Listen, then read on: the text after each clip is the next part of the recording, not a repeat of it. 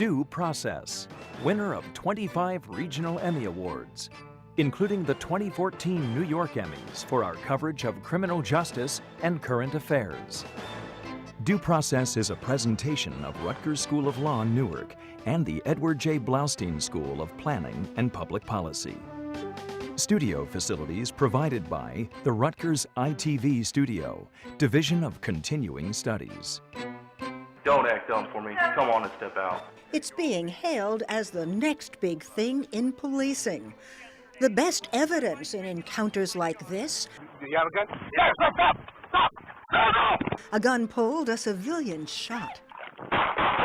But is there a downside to a camera on every cop's chest? Drop the knife! That's next on this edition of Due Process. Major funding for Due Process provided by the Fund for New Jersey, supporting informed citizens for an effective democracy.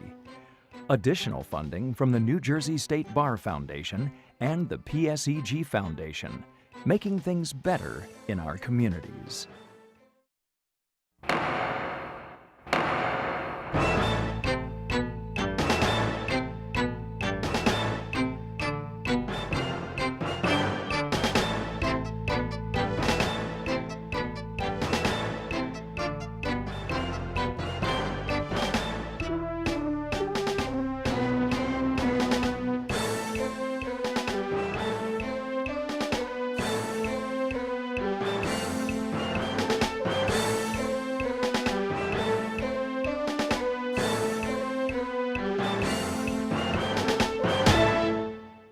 Cameras, images, stills or videos, even beyond the cell phone that's made all of us filmmakers and photographers, they are everywhere.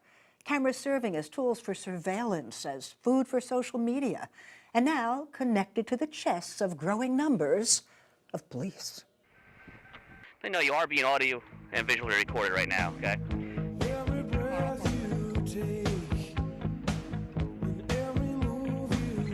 Set it up here until we run your information and get it from there.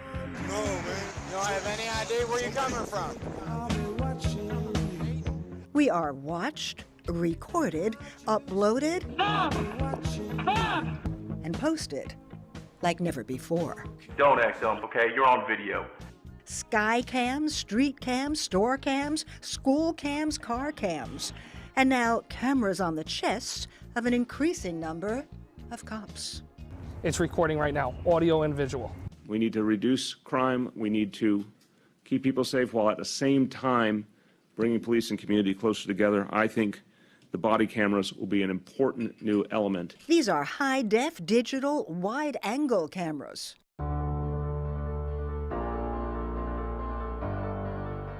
Vista is the highest quality body-worn camera on the market today. Embraced in New Jersey. We're taking a leadership role, frankly, in the country right now. And New York, and now most of the states, as a way to counter distrust and animosity between cops and community. Almost universally, what you see is reforms in behavior of officers and reforms in behavior of the public.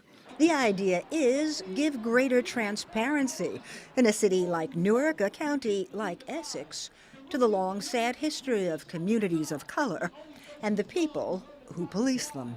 This is another piece of evidence that we have to look at what happened in this situation where a citizen complained about undue force. What it will take away is the he said, she said, I said, you said, because that's always problematic for us. It's a movement triggered by another kind of camera, the ubiquitous cell phone that's caught video like this, and this, and this. That's his son, man. Now that everyone's a videographer, able to capture an encounter at a moment's notice and send it around the world.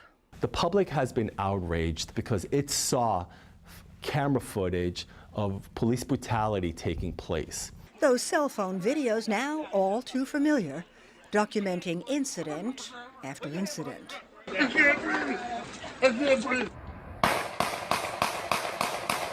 Confirming the bias and abuse that blacks from every stratum of society have known. I will light you up. Get out!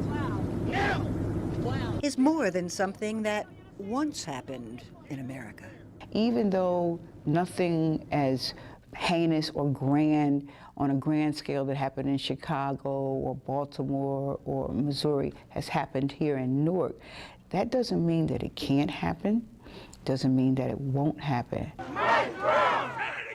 Mike Brown! Ferguson laid bare a problem that is not unique to St. Louis or that area, and is not unique to our time, and that is a simmering distrust that exists between too many police departments and too many communities of color. Hence the flow of support for the small clip-on cameras like those in use by the Essex County Sheriff. I saw it as an opportunity for us to be able to gain some credibility within our community, to get closer to the community. An opportunity supported, at least in part, by cops. So it makes you feel safer? Yes, ma'am. If somebody makes an allegation against me, we can immediately pull the videotape and see that it wasn't true. And by community. It certainly promotes accountability. The trust has to be earned. By Trenton. We are spending $1.5 million to fully equip the New Jersey State Police road troopers with body cameras. NDC. I'm going to be proposing some new community policing initiatives, including up to 50,000 additional body-worn cameras for law enforcement agencies. So our production assistant and the Essex County Sheriff helped us demonstrate just how the cameras work. Excuse me. Yes, ma'am. How can I help you? As the cop and his camera recorded their friendly exchange. Where can I find the deed to my house? You're going to want to go to room 201 in the Hall of Records. An encounter far more sanitized and simple than the kind the cameras are designed to catch. Why don't you go find some real criminals? I got one right here. Get down! He's hit! He's hit once! I just want to make sure there's no weapons or anything. Do not be reaching in there, partner.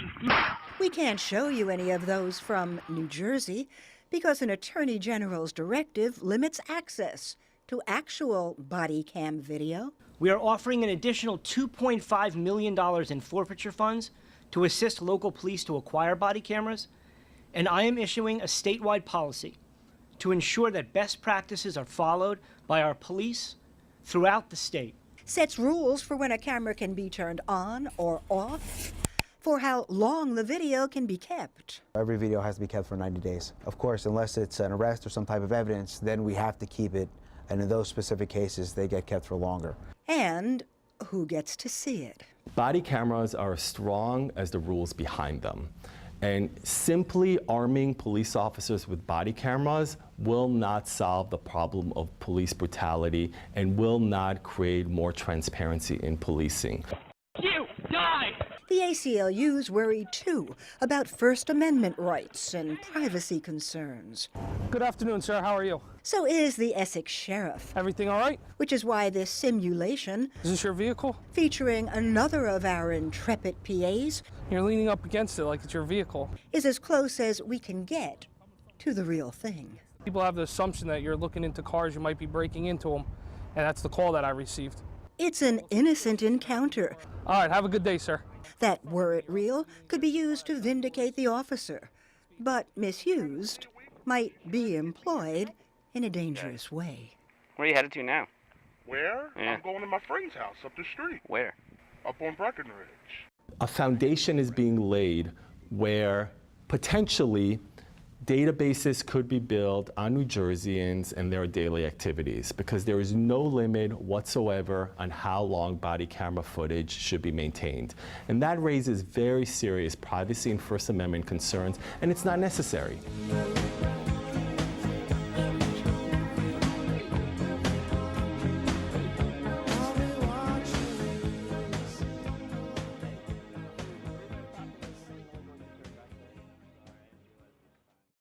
So that's what worries the ACLU. But the larger concern may be dollars.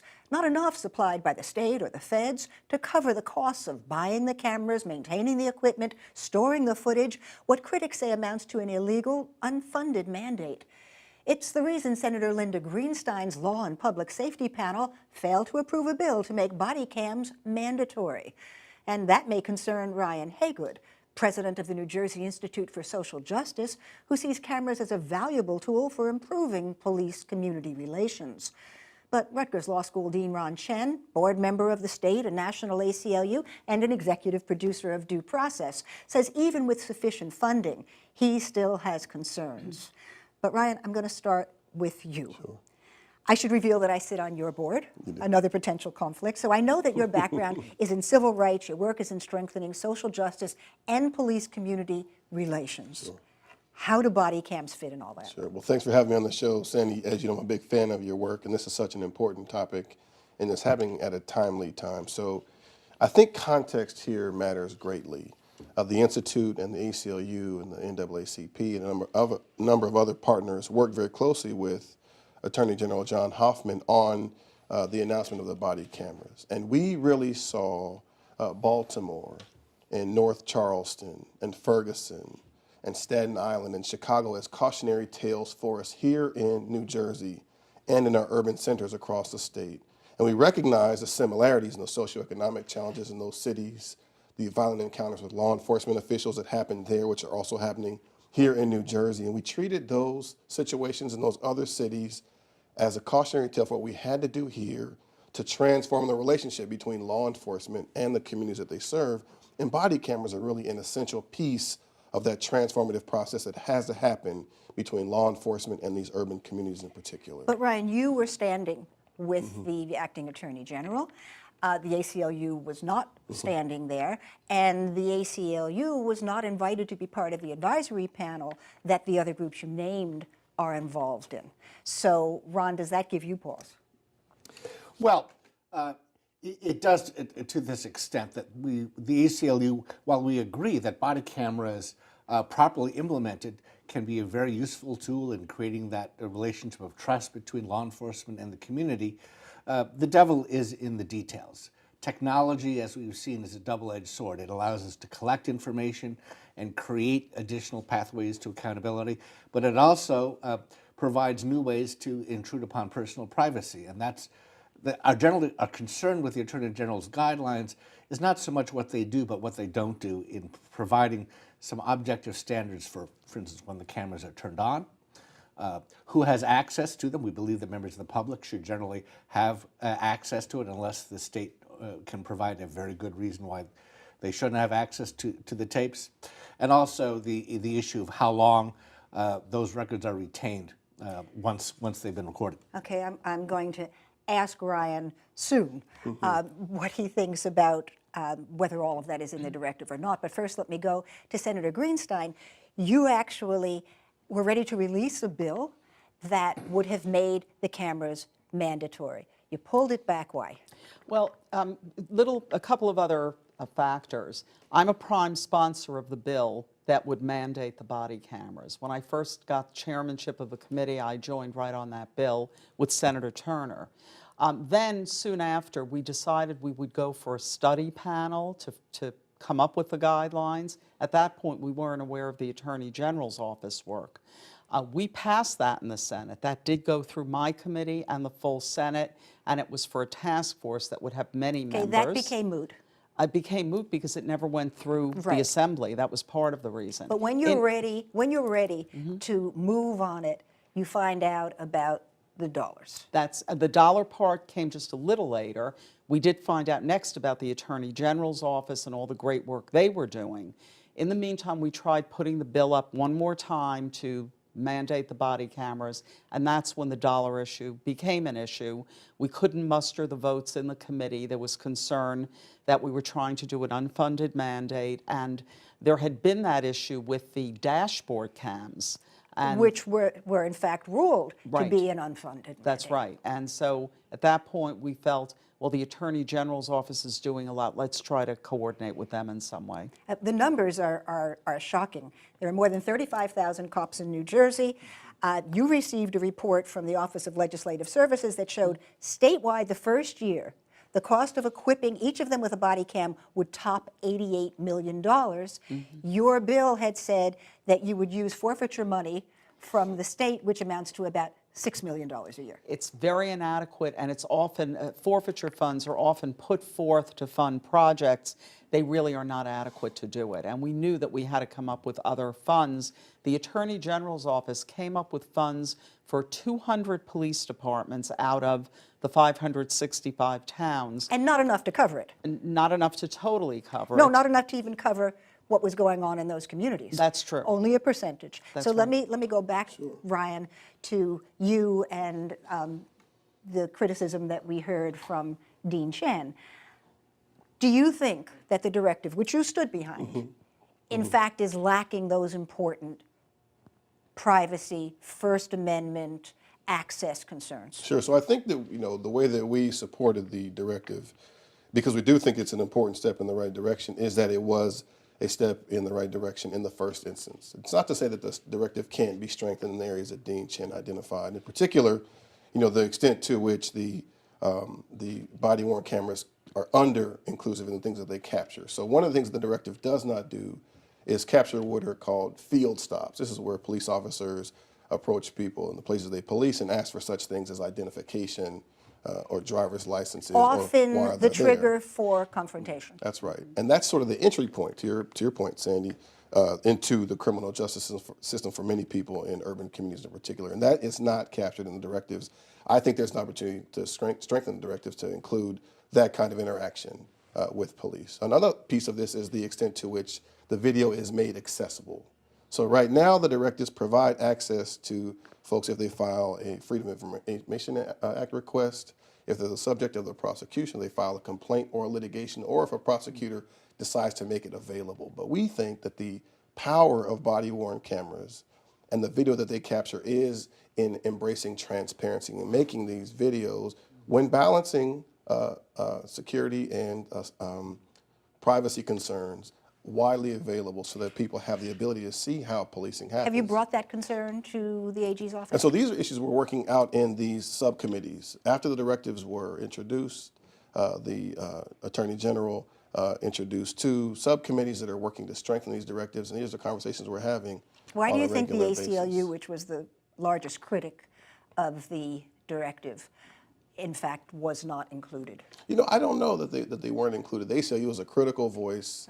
Udi Ofer tells me that, in fact, they weren't included. Yeah. I'm not sure why they weren't included, but their voice is really important, and it is being heard both in this piece and in this process. We've been careful to ensure that, that their perspective on strengthening the directive is included, because we rely on the ACLU and all of our partners to do this work. This really is yeoman's work, and I will make a point about the financial piece of funding body-worn cameras. I actually think that we can't afford not to make them widely available. The cost of constitutional violations that we saw in Newark with the release of the DOJ's report, that 75% of all police stops in Newark are unconstitutional. But where does that $88 million come from, particularly in a state where everybody's worried about raising taxes, Sure. and we've got a governor who certainly would not be writing a check for $88 million? Well, I think what we've seen and what lessons what we learned over time is that where things are important, we find the money to support those things. So we're going to make a priority, we support the priority. And here we cannot afford to continue to police as we have over time, resulting in unconstitutional violations across the board that are really heart-wrenching. We can't afford to continue to settle cases involving constitutional violations that are in the millions of dollars per case.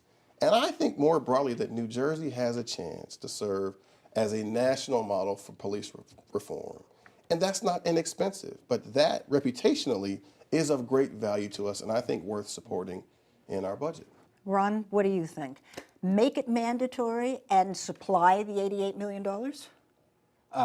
Again, properly implemented, I would agree with that. I think ultimately we need to raise the bar so that we have that tool of transparency.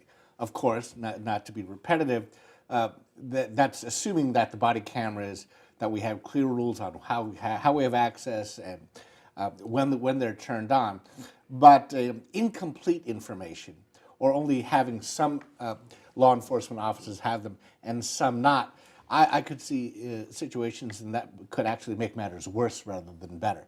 So I certainly agree with the objective with the proper constraints imposed on their use and implementation. The Leadership Conference on Civil Rights says there is a risk that these cameras will do less about accountability and more about surveillance, particularly of communities that are vulnerable. Which is precisely why the ACLU and others are concerned that there be fairly objective rules on how long this data, how long these recordings are kept, the circumstances under which they are kept, the access that the public has to them. It is true, technology is allowing us to store massive amounts of data and analyze it. Now when we're going in to get our driver's licenses, the motor vehicles wants to start scanning every information that we may bring. Our utility bills, our lease agreements, all those documents that we might produce. You put them all together, and you also now have the technology to analyze them. That could be a very serious invasion in privacy, which is why we think that the Attorney General's directive should have guidelines on how long and under what circumstances it is kept. Right now it has sort of the bottom floor, they're kept for at least 90 days, but there is no limit at the other end.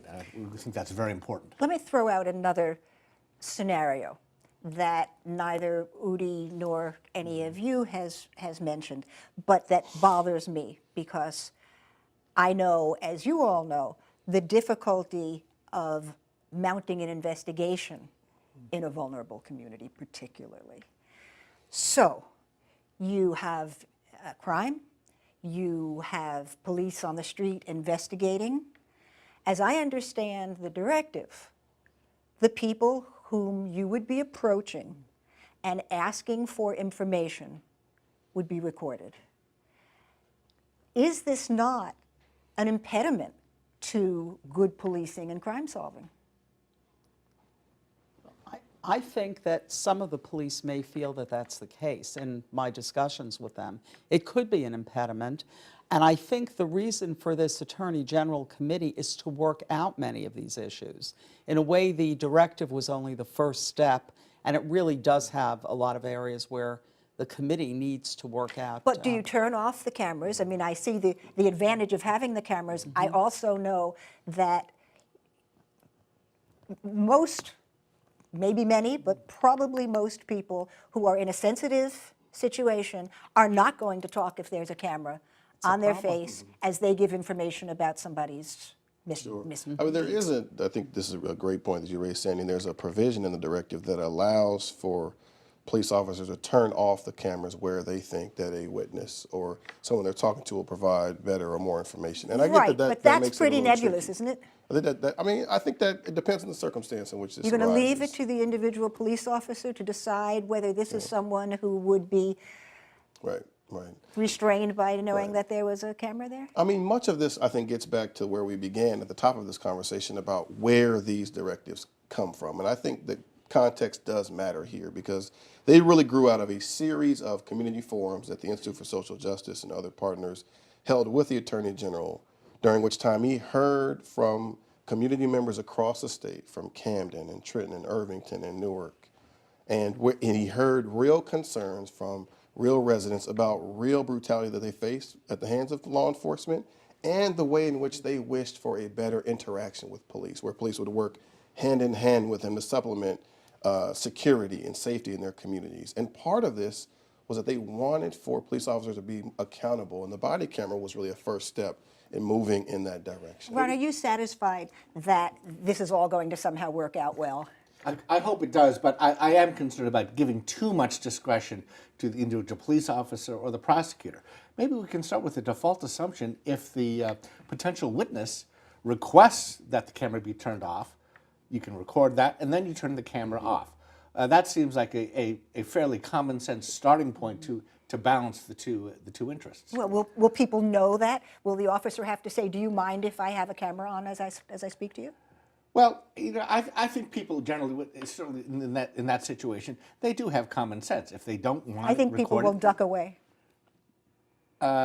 If they were going to duck away, I think they may not be talking to a police officer in the first place, and they're talking whether the camera's on. Oh my God, It's gonna be a moot point. there's 15 seconds left. So, I'm so sorry. Last word. I'd just like to say, I actually think this is going to work out, and it's going to take a little time. When we've got 200 out of 565 towns that already have it, and more to come from what I understand from the Attorney General's office, that part of it will work out. All of these other issues, privacy and otherwise, are being worked out. It will take time. And in the interest of time, we have to leave it there. Will the body cam be on every cop's chest? It's a question we will revisit, but for now, with my thanks to Senator Greenstein, to Ryan Haygood, and to Dean Ron Chen, that is it for this edition of Due Process, but please come join us next week for more on law and justice, or watch our shows online. Till then, for producer Tanya Bentley, for Raymond, who had this one off, and for all of us here at Due Process, I'm Sandra King. Thanks for watching.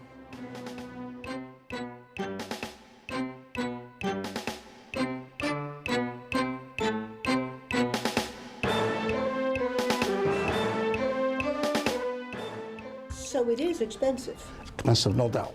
For 40 cameras, it costs us $84,000, because that's not just the camera. It's the server, it's the backup. It is a necessary cost. It has proven to be a necessary cost. Virtually every encounter should be recorded. Essentially, have a default position that the camera should be on when interacting with civilians. It just makes it where someone is more accountable. We need more sensitivity training for police officers. Now, you put that with the body cameras, and then you might start earning, the police would start earning more trust from the community because they've been trained to be more culturally sensitive. The two have to go together.